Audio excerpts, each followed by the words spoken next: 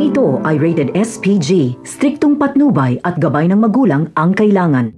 Sa pagpunta nila Tanggol sa mansyon ng mga kabalyero ay sila Marcelo muna ang kanilang nakausap. Batid ni Marcelo na ito na ang katapusan ni Tanggol kaya sinamantala niya ang pagkakataong makapagtanong tungkol sa pagkamatay ni Bubbles. At dito ay sinabi ni Tanggol na dinukot at pinagsamantalahan si Bubbles at hindi pa nakontento ang mga salarin kaya pinatay pa ito. Nasaktan ng husto si Marcelo sa kanyang nalaman. Naisip niya ang hirap na pinagdaanan ni Bubbles at hindi niya man lang ito natulungan. Ganun pa man ay hindi siya nagpahalatang apektado siya. Hindi niya sinabi kay Tanggol na anak niya si Bubbles. Samantala, sa pagdating ni Senyor Pakundo ay ito na ang simula ng paghihirap nila Tanggol. Susubukan pang manlaban ni Tanggol noong malaman niyang apo ni Pakundo si Pablo pero wala na siyang nagawa. Si Tanggol ang labis na pahihirapan.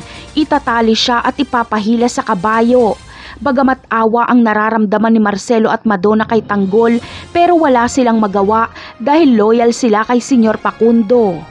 Sa kabilang banda naman ay nalaman nga ni Catherine na naghahanda ang mga Montenegro para sa lakayin ng mga kabalyero kaya gumawa siya ng paraan para makatakas.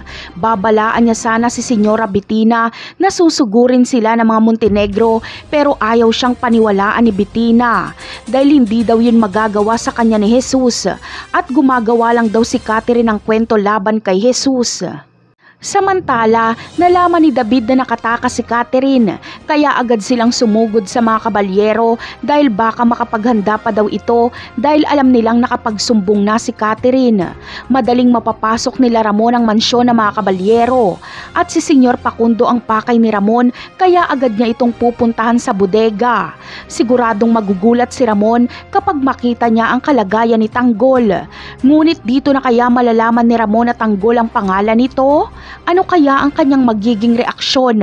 Yan ang aabangan natin sa mga susunod na episode. Paalam!